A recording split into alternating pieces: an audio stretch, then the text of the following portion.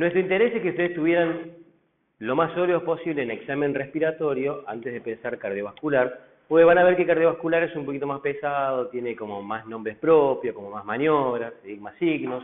Entonces, es importante, les diría que lo estudien con tiempo, por lo menos, ¿sí? 15 a 20 días como para entenderlo, ¿sí? Y poder aprenderlo bien. La primera parte es examen cardiovascular normal. Dentro de 15 días tenemos valvulopatía, ¿sí? Que la van a tener de nuevo conmigo. Vamos a ver cómo se hace el examen cardiovascular normal, ¿sí? En un paciente particular.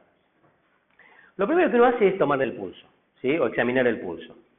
El pulso lo examinaban ya los egipcios hace 4000 años, porque se habían dado cuenta que determinadas características del pulso pueden explicar o pueden tener que ver con algunas patologías cardiovasculares. No sirve solamente para tomar la frecuencia, ¿sí? Que es para lo que habitualmente uno lo puede llegar a utilizar, sino que nos puede dar mucha más información. Acuérdense que la frecuencia cardíaca, taquicardia por ejemplo, el aumento de la frecuencia cardíaca por encima de los 100 latidos por minuto, ¿sí? Tiene valor pronóstico en un paciente que está internado por insuficiencia cardíaca y que está taquicárdico, en un paciente que está con una neumonía, que está taquicárdico, en un paciente que está internado con una pancreatitis, que está taquicárdico, no solamente es una respuesta obviamente normal del organismo de adaptación, sino que también en algunos casos, cuando es exagerada, refleja un estado de activación simpática que tiene que ver con el pronóstico. Es decir, ese paciente con insuficiencia cardíaca que persiste taquicárdico tiene mucha más chance de morirse o de tener mala evolución que si no tiene una taquicardia tan marcada. Entonces, fíjense cómo a veces un simple signo del examen físico nos puede poner, ¿sí?, en sobreaviso de una mala evolución o de algún tipo de complicación en la evolución futura de un paciente en particular. Esta es una mnemotecnia, ¿sí?, que yo la tomé del Argente. Hay otros libros que utilizan otras mnemotecnias para referirse a las características principales a las cuales yo tengo que prestarle atención cuando examino el pulso arterial. Acuérdense que el pulso arterial se palpa y el pulso venoso, que lo vamos a ver después, se observa, ¿sí?, fundamentalmente. Características, ¿sí?, del pulso arterial. Primero, anatomía, ¿sí? ¿Qué se refiere con anatomía? La ubicación del pulso en la arteria que lo estamos examinando, ¿sí?, si es la correcta, ¿sí?, qué características tiene el canal anatómico, ¿sí?, por el cual transcurre la arteria, la frecuencia, como dijimos recién. Recuerden que no siempre la frecuencia del pulso es la frecuencia cardíaca. ¿Se acuerdan que hay un concepto que es déficit de pulso? Que es cuando la frecuencia cardíaca del paciente es más alta que la frecuencia periférica. Eso puede pasar en las arritmias, puede pasar en el pulso alternante, que ahora lo van a ver, donde la frecuencia cardíaca del paciente central es más alta que la frecuencia periférica. Por eso siempre tenerlo en cuenta. La regularidad, es decir, el espacio de tiempo que ocurre entre dos ondas de pulso, si es el mismo o no, ¿sí? La igualdad y la amplitud, que son dos términos que eventualmente tienen vinculación, es decir, qué altura, qué amplitud tiene la onda de pulso cuando yo la estoy palpando. ¿Qué tensión o resistencia me ofrecen a la palpación? O sea, cuando yo comprimo la arteria, ¿cuánta tensión o resistencia me ofrece la arteria a la compresión? Un paciente anciano con arterias calcificadas o rígidas o un paciente hipertenso tienen un pulso duro, un paciente hipotenso tiene un pulso blando fácil de colapsar. Las formas, ya van a ver que hay determinadas formas en la onda de pulso que me orientan a determinadas patologías, ¿sí?, en particular. Repasamos brevemente la anatomía del corazón y los grandes vasos, ¿sí?, topográficamente en el tórax.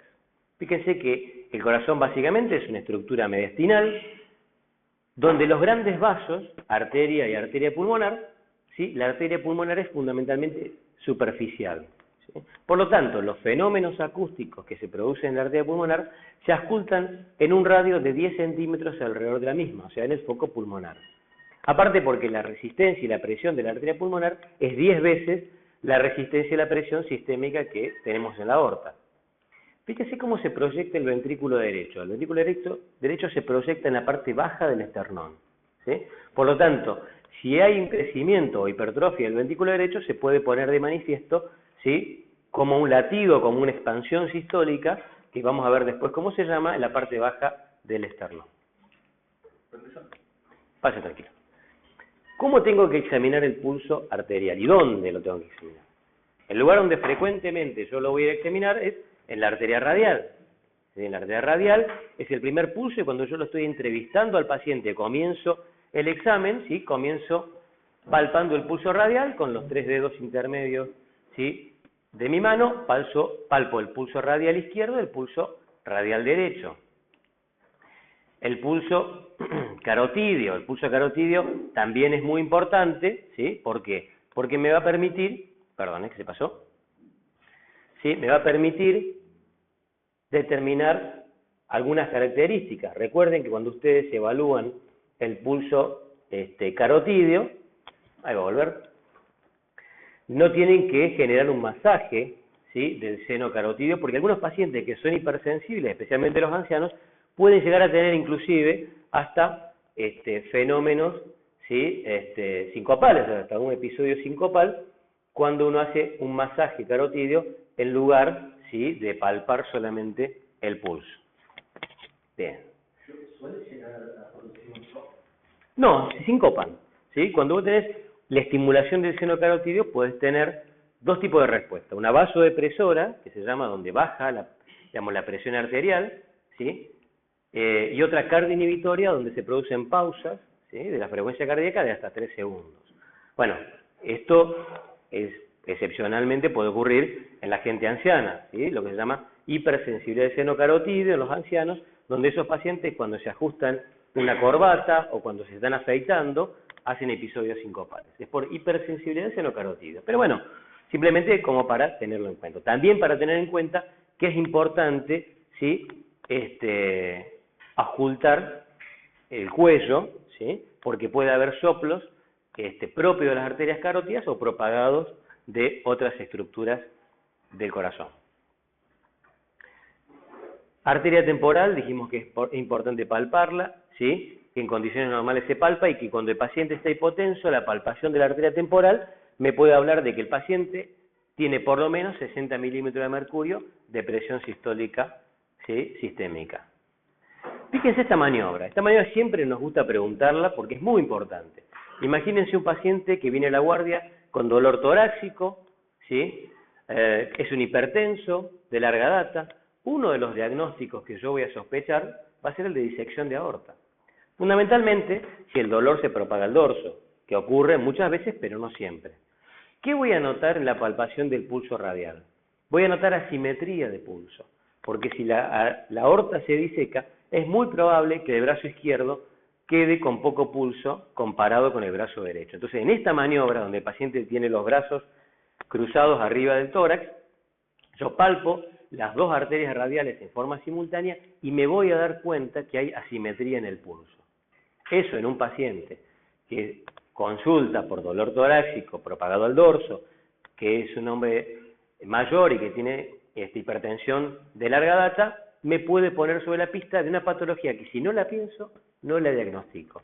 Y si no la diagnostico, al paciente le puede ir muy mal. Acuérdense que una disección de aorta tiene una mortalidad del 50% en las próximas 24 horas. ¿Sí? Entonces, es muy importante sospecharla y con esta simple maniobra uno ya puede tener, ¿sí? Un primer indicio.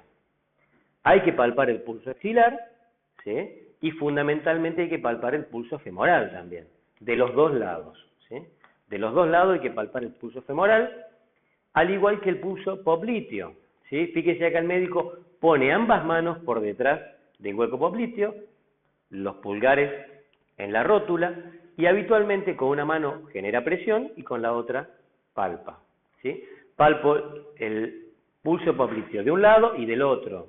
El paciente puede ser un diabético, puede ser un tabaquista, puede tener enfermedad vascular periférica y ningún examen físico cardiovascular está completo hasta que no palpe todos los pulsos, de un lado y del otro, comparativo. Pulso tibial posterior es muy importante y finalmente el pulso pedio de uno y otro lado, ¿sí? Acuérdense siempre en forma comparativa. Fíjese acá el médico está haciendo la palpación con los pulpejos de los dedos intermedios del pulso pedio del paciente. Bien.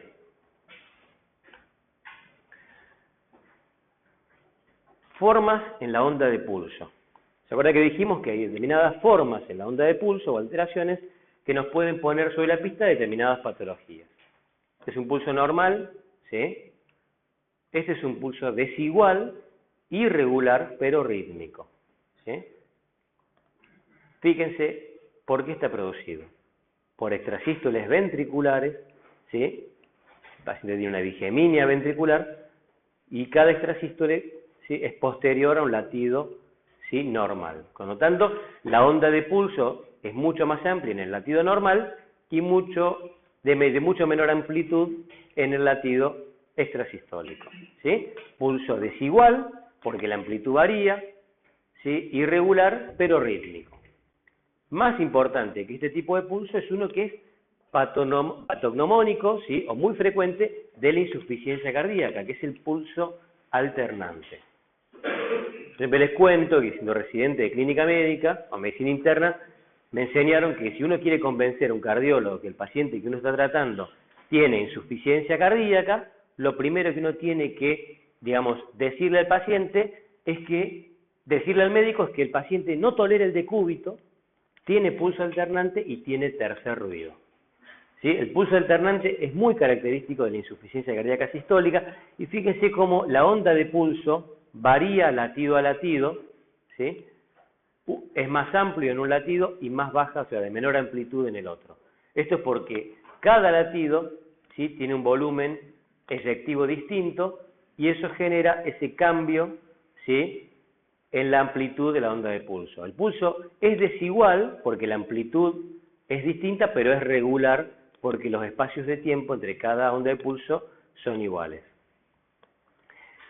Las características del pulso en las distintas valvulopatías también es muy importante. Siempre esto se pregunta y es importante conocer. ¿Sí? ¿Cómo es el pulso? ¿Sí? La siguiente. En la insuficiencia aórtica. Fíjese, es un pulso Magnus y Zeller. Es un pulso de gran amplitud, ¿sí?, de rápido ascenso y rápido descenso. Es un pulso, sí, muy vigoroso, hiperdinamico, colapsante, porque prácticamente después que alcanza su máxima amplitud se colapsa, ¿sí? Se llama pulso de Corrigan, ¿sí?, y es característico el pulso Magnus-Zeller de la insuficiencia aórtica.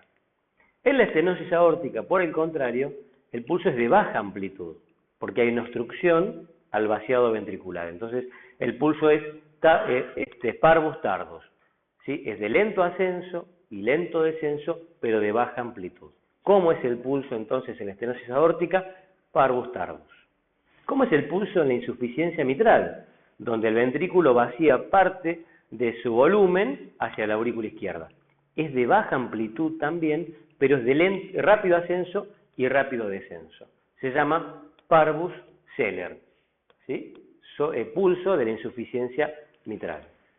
Entonces, un poco en resumen: pulso normal, pulso alternante, ¿sí?, pulso Bisperiens, que se percibe en algunas patologías en particular, ¿sí?, tiene un doble impacto sistólico. Esto es típico de la miocardiopatía hipertrófica y la insuficiencia aórtica, pero a nivel carotidio. El pulso dícroto, que tiene dos, ¿sí?, picos, uno sistólico y otro diastólico, o sea, se percibe en la fiebre tifoidea. El pulso paradojal, que es muy importante, ¿sí?, me parece que pasé por alto una diapositiva donde estaba bien, un poquito más grande. ¿Qué es el pulso paradojal o pulso paradojal de Kussmaul? Ustedes saben que en inspiración normalmente la presión sistólica baja. ¿Sabían eso? Cuando el paciente inspira y uno le está tomando la presión sistólica baja. ¿Cuánto baja? Hasta 10 milímetros de mercurio. Si baja más de eso, ¿sí?, no es un fenómeno paradojal. Algunos dicen que fue mal traducido el pulso paradójico de su descripción original. Es la acentuación de un fenómeno fisiológico normal, ¿sí? ¿Cuándo pasa eso? En el taponamiento cardíaco, ¿sí? Cuando un paciente tiene un derrame pericárdico severo y ese derrame pericárdico compromete el llenado de las cavidades derechas, se produce este fenómeno que se llama pulso paradojal de Kussmaul. Cuando el paciente inspira, la presión sistólica baja más de 10 milímetros de mercurio, a veces puede bajar 20, 30, hasta 40 milímetros de mercurio, y el pulso también disminuye en su amplitud. En algún caso puede prácticamente desaparecer, ¿sí?, a la palpación en inspiración, que se llama paradojal total, ¿sí? Eso es menos frecuente, lo más frecuente es que disminuya, ¿sí? ¿En qué otra patología también se observa el pulso paradojal? En el asma grave, ¿sí? Acá la fisiopatología es distinta, no tiene que ver con derrame pericárdico, pero un paciente con asma grave también tiene pulso paradojal de Kussmaul, es decir, el descenso de la amplitud del pulso en la inspiración, ¿sí? Eso es un signo que es muy importante entonces que lo conozcan, porque se puede llegar a observar en patologías que son potencialmente graves, como el taponamiento cardíaco secundario en derrame pericárdico. Pulso parvus tardus, dijimos, de la estenosis aórtica, pulso Magnus Zeller de la insuficiencia aórtica. Pulso arterial, dijimos que se palpaba. Pulso venoso se observa. ¿Dónde se observa? En las venas del cuello, ¿sí? Las venas del cuello son nuestra conexión directa con lo que está pasando, ¿sí?, dentro del corazón, ¿sí? Fundamentalmente las venas del cuello del lado derecho, pues están más cerca todavía que las venas del cuello del lado izquierdo. Entonces, al paciente yo lo tengo en decúbito dorsal, le pido que gire o que lateralice, ¿sí?, un poquito la cabeza hacia la izquierda y observo el comportamiento de las venas del cuello, observo el comportamiento con los ciclos respiratorios. Recordemos que las venas del cuello se colapsan en inspiración, eso es normal, ¿sí? Si eso no ocurre, me puede poner sobre la pista de que hay alguna situación patológica. También voy a intentar determinar la presión venosa central. La presión venosa central, o PVC, ¿sí?, se ha utilizado muchísimo, tanto en forma, digamos, de observación no invasiva, semiológica, como su medición invasiva a través de un catéter colocado en una vena yugular interna, y puedo observar el comportamiento de la yugular interna o de la yugular externa, ¿sí?, y eso me va a dar una idea de lo que está pasando dentro del corazón derecho, ¿sí?, y es una forma de interpretarlo. ¿Cómo yo puedo establecer o intentar medir la presión venosa central? Midiendo, ¿sí?, cuánto se ingurgita la columna venosa, ¿sí?, de la yugular interna o externa, medida desde el ángulo de Lewis. El ángulo de Lewis es mi punto de referencia, ¿sí?, es la eminencia ósea que tenemos en el esternón, que separa el manubrio del cuerpo esternal. Desde ahí yo tengo que ver, siempre con el paciente en decúbito dorsal y la cabeza a 30 a 45 grados, cuánto mide esta columna. En condiciones normales esto mide 3 centímetros, no más. Si mide más de 3 centímetros, eso es un indicador de que hay un aumento de la presión venosa central. ¿Cuánto mide? ¿Cuánto es el valor de la presión venosa central? Bueno, es la suma entre lo que yo estoy midiendo de la columna ingurgitada más 5 centímetros, que es la distancia desde el ángulo de Lewis hasta la aurícula izquierda. Entonces 5 más 3, 8. 5 más 2, 7. De 8 a 12 es el valor normal, ¿sí?, que en algunos casos se puede tomar como referencia. Fíjense la variación de la PVC, o de la ingurgitación yugular, perdón, de acuerdo a la posición del paciente, ¿sí? Un paciente que tiene una presión venosa central normal puede mostrarse con la yugular totalmente ingurgitada en decúbito dorsal o totalmente colapsada si está sentado. Por eso es importante que lo tenga a 45 grados. Otro test que hacemos con las venas del cuello se llama test abdomino-yugular o reflujo hepatoyugular.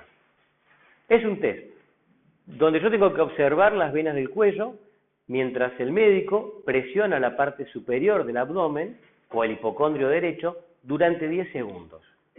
O sea que el test dura 10 segundos. Yo comprimo, ¿sí?, firme en la porción superior del abdomen e hipocondrio derecho durante 10 segundos, y esto genera un aumento del retorno venoso, ¿sí? Hay dos tipos de respuestas, una normal y otra patológica. ¿Qué pasa en la condición normal? Si yo aumento el retorno venoso con esta maniobra, pero la persona tiene una presión venosa central o sea que el corazón trabaja con presiones normales, este aumento del retorno venoso va a hacer que haya ingurgitación yugular, pero transitoria, 1 a 2 latidos, porque rápidamente el corazón puede acomodar ese aumento del volumen del retorno venoso y la ingurgitación yugular desaparece. Pero si el corazón está trabajando a presiones más altas, ¿sí?, y no puede tolerar ese aumento del retorno venoso, esa ingurgitación yugular va a persistir durante los 10 segundos que yo mantenga la compresión del abdomen superior. ¿Se entendió? Entonces, 10 segundos dura la maniobra, comprimo la porción superior del abdomen, observo las venas del cuello durante esos 10 segundos. En el corazón normal, la respuesta normal, la ingurgitación desaparece en 1 o 2 latidos. En condiciones de aumento de las presiones de llenado, ¿sí?, esa ingurgitación persiste durante los 10 segundos que dura la maniobra y tiene esto un alto valor predictivo de que la presión de la aurícula izquierda es mayor de 15 milímetros de mercurio. Otro signo importante es el signo de Kussmaul. Dijimos que en condiciones normales, ¿sí?, la ingurgitación yugular, ¿sí?, o las venas yugulares se colapsan en inspiración. Cuando esto no ocurre, o por el contrario, hay una elevación paradójica de la presión venosa central en la inspiración, se lo denomina signo de Kussmaul. Esto es venoso, no lo confundamos con el pulso arterial paradojal de Kussmaul, del taponamiento, ¿sí? Esto es la elevación paradójica de la presión venosa central en la inspiración y originalmente fue descrita en la pericarditis constrictiva. Pero también se observa en la insuficiencia cardíaca, en la tromboembolia del pulmón y en el infarto del ventrículo derecho. Entonces, acuérdense, signo de Kussmaul, ¿sí?, la elevación paradójica de la PVC en la inspiración.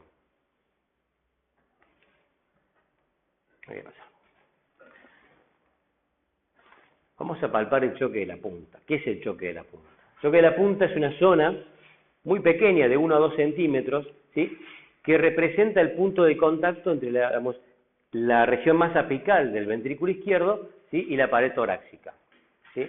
En condiciones normales está más o menos entre el cuarto y el quinto espacio intercostal del lado izquierdo, más o menos al nivel de la línea medio clavicular, ¿sí? Esa es la proyección normal. En una persona longilínea puede estar en el quinto espacio, en un brevilíneo pícnico puede estar en el cuarto, ¿sí?, pero no supera la línea medio clavicular. ¿Cómo la puedo poner de manifiesto? O me puede resultar más fácil examinarla en decúbito lateral izquierdo o decúbito de Pachón. Yo le pido al paciente que se ponga en decúbito lateral izquierdo y de esa manera me resulta más fácil palpar el choque de la punta. También lo puedo hacer en decúbito dorsal, pero si el paciente es obeso o el paciente tiene un tórax que me resulta más difícil palparlo, en esta posición de decúbito lateral izquierdo es habitualmente más fácil. ¿Qué determino yo en el choque de la punta? Si está desplazado. Si el choque de la punta está hacia afuera de la línea medio clavicular, acercándose o superando en algunos casos la línea axilar anterior, y está hacia abajo, eso indica que el ventrículo izquierdo probablemente se dilató, que el paciente tenga cardiomegalia. Si el ventrículo izquierdo crece, se dilata, el choque de la punta se va a desplazar hacia abajo y hacia afuera, ¿sí? Entonces, el desplazamiento o la ubicación fuera de su lugar habitual del choque de la punta puede tener que ver con dilatación del ventrículo. Si el choque de la punta es más amplio, no ocupa 1 a 2 centímetros, sino que es más grande, intenso, sostenido, puede tener que ver con que el ventrículo tiene hipertrofia ventricular, como ocurre en la insuficiencia aórtica, donde en la insuficiencia aórtica el choque de la punta tiene nombre propio, se llama choque en cúpula de Barr, ¿sí?, o bola de billar, ¿sí?, que es característico porque es un choque de la punta amplio, hiperdinámico, muy sostenido, que se da por la dilatación e hipertrofia del ventrículo izquierdo, en la insuficiencia aórtica. Esta posición en decúbito lateral izquierdo o decúbito de Pachón también es muy útil para ocultar los fenómenos mitrales. Si yo tengo un paciente con patología mitral, seguramente lo voy a ocultar mucho mejor en decúbito lateral izquierdo que en decúbito dorsal. Entonces, me resulta útil también para esto. Muy bien. Otra maniobra que se utiliza es la palpación, ¿sí?, de la porción inferior del esternón, ¿sí? Acá el médico no está haciendo la palpación del choque de la punta con el pulpejo de los dedos, sino que está palpando con el talón de la mano, ¿sí?, la porción baja del esternón. ¿Qué se proyectaba en la porción baja del esternón?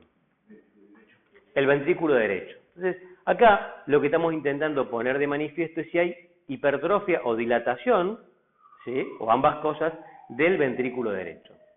Esto se llama maniobra de Dressler, ¿sí? Si es positiva, signo de Dressler, y de lo que me habla es de hipertrofia o dilatación del ventrículo derecho, secundaria hipertensión pulmonar por EPOC, hipertensión pulmonar por otras causas, ¿sí?, o una sobrecarga de volumen, ¿sí?, del ventrículo derecho. En este caso, ¿sí?, palpando la porción baja del esternón. Otras posiciones en las cuales yo le puedo pedir al paciente que se coloque porque me va a facilitar examinarlo. Posición de Harvey. Fíjense que el paciente está sentado en la cama con el tórax inclinado hacia adelante y algunas veces hasta le puedo pedir al paciente que levante los brazos y que los mantenga, ¿sí?, hacia adelante en esta posición. ¿Para qué me resulta más útil? Para ocultar soplos de insuficiencia aórtica, ¿sí?, o frote pericárdico. En esta posición, con el tórax inclinado hacia adelante, me va a resultar más fácil ocultar entonces insuficiencia aórtica con su soplo diastólico, regurgitante y frote pericárdico. Otra posición o maniobra de Azulay. Fíjese que el paciente mantiene elevadas las piernas y los brazos mientras el médico ausculta. ¿Qué consigo yo con esto? Consigo que aumente la resistencia vascular sistémica y un soplo, como el de insuficiencia aórtica nuevamente, me resulta más fácil de auscultarlo, ¿sí? Probablemente sea más intenso y duradero por el aumento de la resistencia vascular sistémica. Bien, auscultación. Todo un capítulo de la semiología cardiovascular, auscultar, ¿sí?, los ruidos y si hay soplos.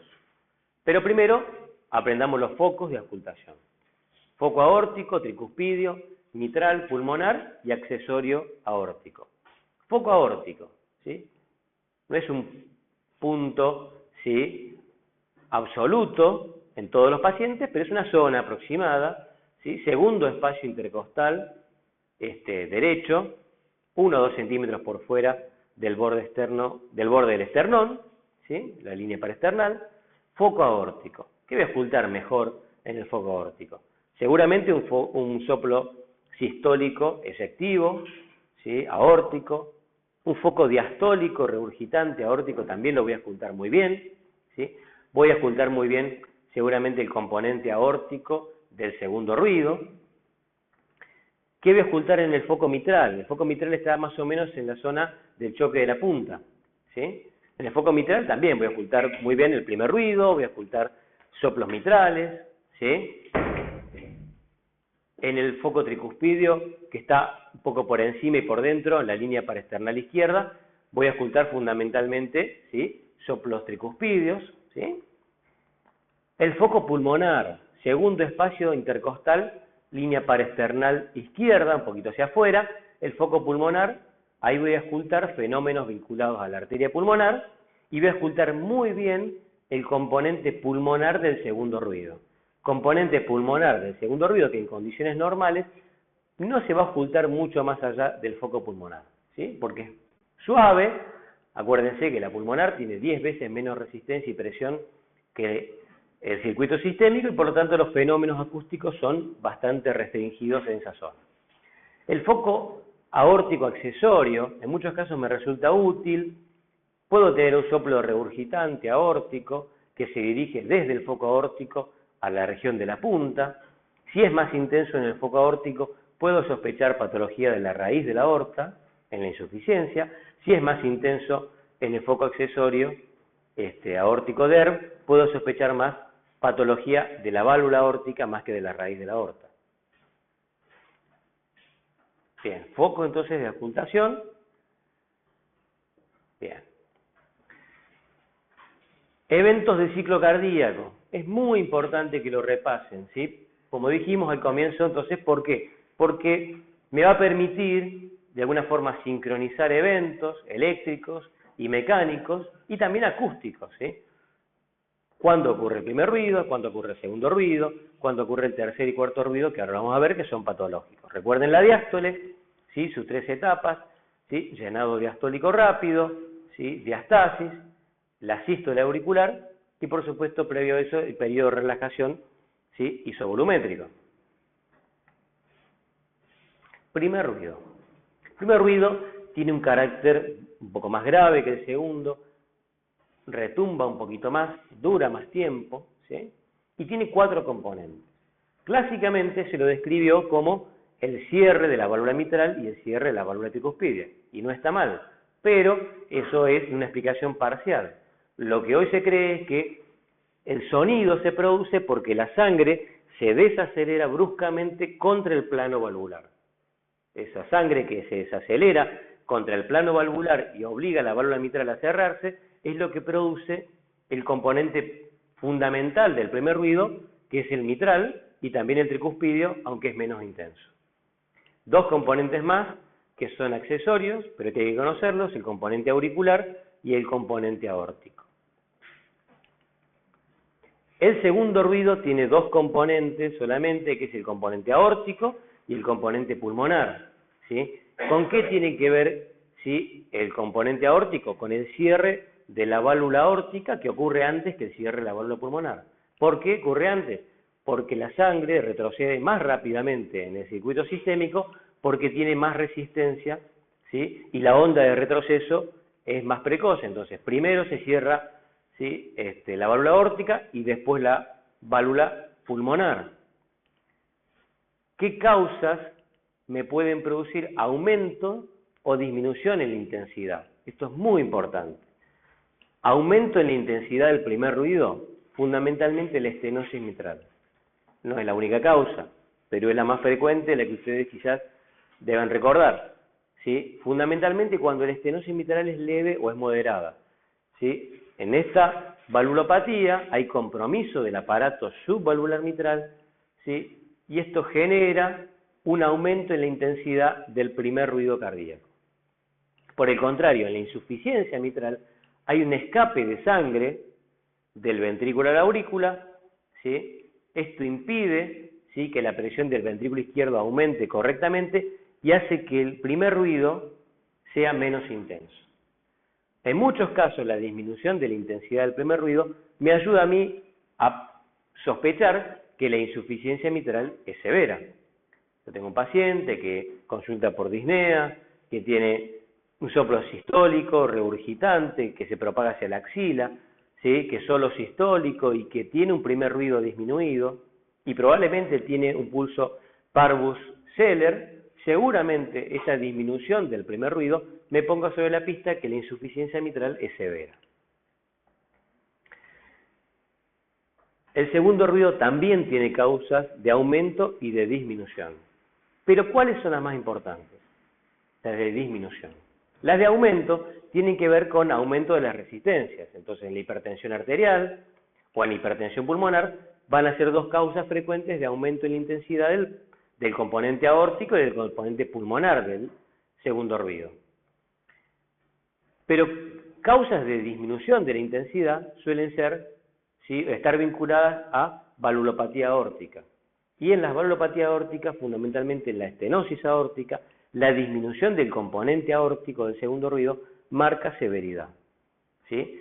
Es un paciente que tiene un soplo sistólico, efectivo, que se propaga al foco aórtico y de ahí al cuello, que tiene un pulso parvus tardus y que tiene un componente aórtico del segundo ruido que prácticamente está ausente. Ese paciente seguramente tiene una estenosis aórtica severa, ¿sí? La ausencia del segundo ruido habla de severidad en la estenosis aórtica. En la insuficiencia aórtica, por otro mecanismo, que lo vamos a ver más adelante cuando vemos valvulopatías, también, ¿sí?, el componente aórtico del segundo ruido tiende a desaparecer. Entonces, las causas de disminución en la intensidad del componente aórtico del segundo ruido son muy importantes y las tenemos que conocer. ¿Qué es un desdoblamiento? Un desdoblamiento es cuando un ruido cardíaco que se percibe como único, ¿sí?, ahora se percibe como en 2 partes, en 2 componentes. El desdoblamiento del primer ruido no tiene mayor trascendencia, digamos, fisiopatológica. Algunos autores ni siquiera reconocen que exista. Pero sí es muy importante el desdoblamiento del segundo ruido. Porque el segundo ruido tiene un desdoblamiento fisiológico y tiene un desdoblamiento también patológico que es muy importante de conocer. ¿Cuándo se desdobla el segundo ruido? El segundo ruido se desdobla en inspiración.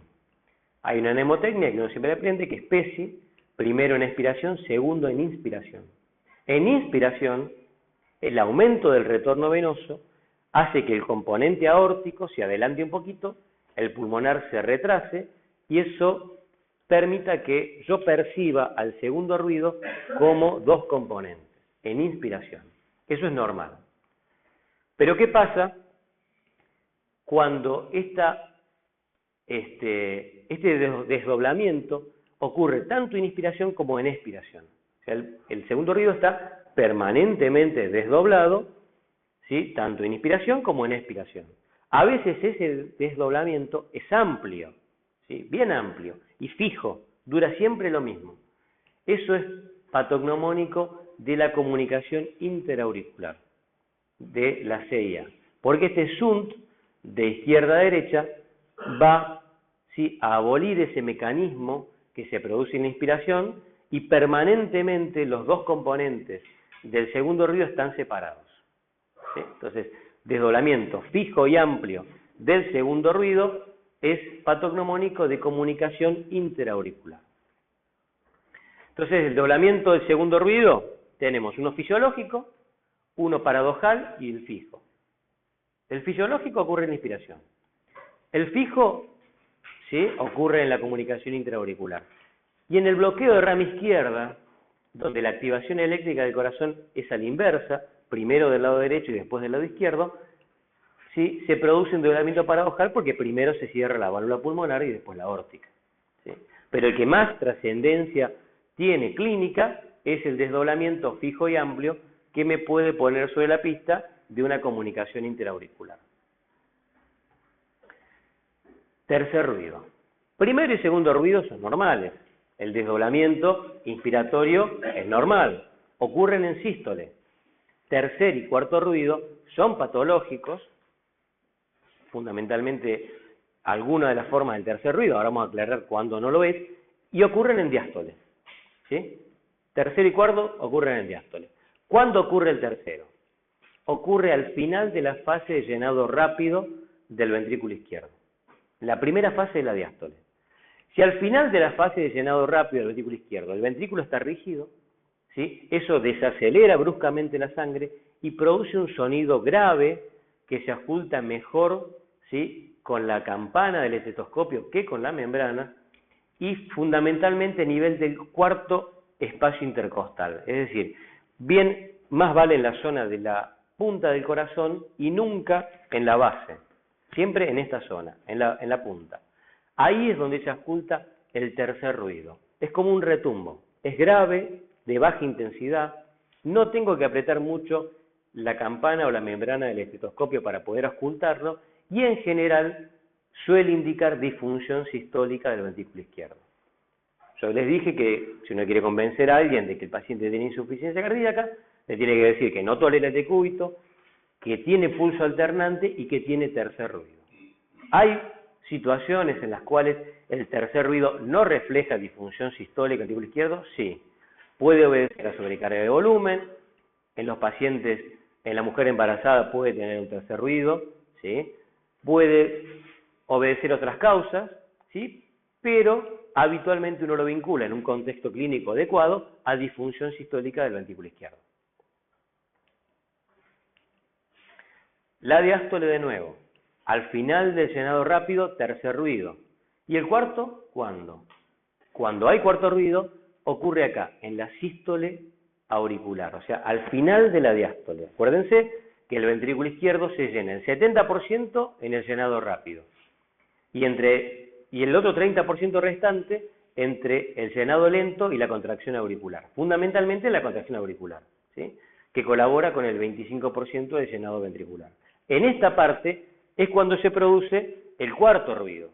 Y el cuarto ruido tiene otro tono, es más agudo, no es tan retumbante, más cortito en la duración, se produce antes del primer ruido y a veces confunde con un primer ruido desdoblado, ¿sí? ¿Y a qué obedece el cuarto ruido?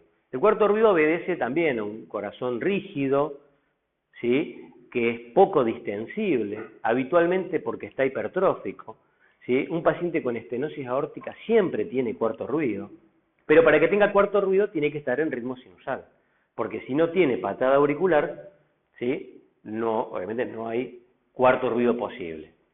Los pacientes hipertensos de larga data que tienen hipertrofia ventricular y un corazón rígido también tienen cuarto ruido. El cuarto ruido se oculta más, ¿sí? En la región de la base, ¿sí? En el foco aórtico, fundamentalmente, eventualmente en el foco pulmonar, pero fundamentalmente en el foco aórtico, y nunca, ¿sí? En la zona de la punta, como si se oculta el tercer ruido. Esto de la localización a veces ayuda a distinguir, digo, bueno, ¿qué será? ¿Un segundo desdoblado? ¿Será un tercero? ¿Sí? Si bien son distintos acústicamente, si los estoy ocultando acá arriba es un segundo. Si lo estoy ocultando acá en la punta, es más probable que sea un tercer ruido, ¿sí? Y si el contexto clínico del paciente también lo justifica. Los ritmos de galope, ¿sí? Realmente cuando uno oculta en la guardia a un paciente con insuficiencia cardíaca descompensada y le apoya el estetoscopio, percibe esto, un galope, ¿sí? Parece que estuviera galopando el corazón. Puede ser porque se sumó un cuarto ruido o más frecuentemente porque se sumó un tercer ruido, ¿sí? Ruido de galope por tercer ruido. Esto ocurre en la fase descompensada de insuficiencia cardíaca. A veces el paciente a la mañana siguiente, cuando ya recibió diuréticos y le bajaron un poco las presiones, ya el galope desaparece. No tiene esa cadencia de galope, ¿sí? El galope se refiere a cierta cadencia, ¿sí? De suma de los ritmos, del ritmo, ¿no? Primero, segundo y tercero, ¿sí? O la aparición de un cuarto ruido antes del primero. Bien. Esto ya lo vimos. Los soplos, ¿sí? Los soplos es el otro gran capítulo que también tenemos que estudiarlo con tiempo para poder entenderlos y razonarlos, ¿sí? Y los soplos básicamente son sistólicos, diastólicos, y hay algunos soplos que son sistodiastólicos, ¿sí? Yo les voy a hablar un poquito de los sistólicos y diastólicos, que son los más frecuentes. Soplos sistólicos pueden ser eyectivos o regurgitantes. Sistólicos eyectivos porque se producen durante la eyección del ventrículo izquierdo de la sangre hacia la aorta. Y regurgitante porque es sangre que regurgita del ventrículo izquierdo hacia la aurícula izquierda. Soplos sistólicos, ¿sí? Del ventrículo izquierdo, eyectivos, ¿sí? Estenosis aórtica, ¿sí? Vinculado entonces a la estenosis aórtica. Soplos sistólicos, regurgitante, insuficiencia mitral, y mucho menos frecuentemente, por supuesto, comunicación interventricular, que si bien es una cardiopatía congénita relativamente frecuente, es muchísimo menos frecuente que la insuficiencia mitral. Fíjense que los dos son sistólicos. Uno se produce en la fase eyectiva, ¿sí? O mejor dicho, se produce a través de la eyección del ventrículo izquierdo, el otro por la regurgitación de sangre, como dijimos, a la aurícula izquierda. El de la estenosis aórtica, fíjese que no es igual que la insuficiencia mitral. Es un soplo que no dura toda la sístole, que respeta los periodos de relajación isovolumétrico y de contracción isovolumétrico, ¿sí? Que va aumentando de intensidad hasta que alcanza un momento que es de máxima ocultación y después baja. Eso se llama soplo en diamante, ¿sí? Cuando es una estenosis aórtica severa, o soplo romboidal, ¿sí? Cuando es una estenosis aórtica moderada, ¿sí? Donde el periodo de máxima ocultación o el momento de máxima ocultación es en la mesosístole. En cambio, el soplo de insuficiencia mitral es en barra, es un soplo holosistólico, no respeta, ¿sí? Los periodos de relajación y están, ¿sí? Van desde el primero hasta el segundo ruido y a veces sobrepasa un poquito al segundo ruido y es igual de intenso durante toda la sístole. Es un soplo en barra, ¿sí? Holosistólico, característico de la insuficiencia mitral. Soplos diastólicos, ¿sí? Del ventrículo izquierdo. Dos tipos de soplos. De llenado, ¿sí? ¿Cuál es el soplo de llenado? El producido por la estenosis mitral. En condiciones normales, el ventrículo izquierdo se llena prácticamente con un gradiente mínimo entre la aurícula y el ventrículo izquierdo, pero si hay una estenosis a nivel de la válvula mitral, va a haber un gradiente y esto produce un soplo, que es el soplo de llenado o el rolido diastólico que tiene clásicamente la estenosis mitral. ¿Sí? Ocurre en la diástole y es porque el ventrículo izquierdo se está llenando a través de una válvula estenosada. Soplo regurgitante diastólico. Acá hay una regurgitación. ¿Y dónde regurgita la sangre? Regurgita en diástole desde la arteria aorta hacia el ventrículo izquierdo, por una válvula aórtica que está insuficiente, insuficiencia aórtica. Fíjense que el soplo acá va desde el segundo ruido, ¿sí?, en dirección a la diástole, ¿sí? Es un soplo aspirativo, ¿sí?, decreciendo, o sea, va disminuyendo en intensidad a medida que avanza la diástole, y acá no importa tanto la intensidad del soplo, importa la duración, ¿sí? No es que un soplo porque es más intenso, más severa es la valvulopatía. Mientras más dura en la diástole, más severa es la insuficiencia, ¿sí? No porque sea más intenso es más severa, sino porque dura más tiempo el gradiente entre la aorta y el ventrículo izquierdo. Entonces, soplo regurgitante de insuficiencia aórtica. Y el corazón derecho también tiene sus soplos, ¿sí? Tiene soplos también eyectivos y soplos regurgitantes, ¿sí? El soplo sistólico eyectivo se produce a nivel de la válvula pulmonar, ¿sí? La obstrucción puede estar en el tracto de salida, ¿sí?, del ventrículo izquierdo, del ventrículo derecho, perdón, o en la válvula pulmonar, y el soplo va a ser de menor intensidad, pero similar en cuanto a la morfología con respecto a la estenosis aórtica, ¿sí? Hay una estenosis a nivel de la válvula y el soplo, ¿sí?, tiene esas mismas características. La comunicación interauricular, fíjese que no genera un soplo en sí misma, sino que puede soplar la arteria pulmonar o la válvula pulmonar, mejor dicho, por hiperflujo producido por el shunt.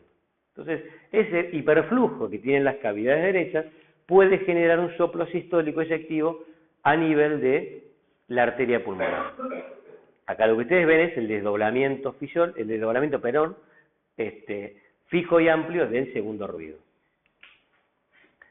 Otro soplo regurgitante, en este caso del lado derecho, insuficiencia tricuspidia, ¿sí? Regurgita sangre desde el ventrículo izquierdo hacia la aurícula derecha, ¿sí? Desde el ventrículo derecho hacia la aurícula derecha, ¿sí? El soplo es en barra de nuevo holosistólico, y estos soplos tienen la característica de que tienen maniobra de Rivero-Carballo positiva. ¿Por qué? Porque en inspiración aumenta el retorno venoso y el soplo es más intenso.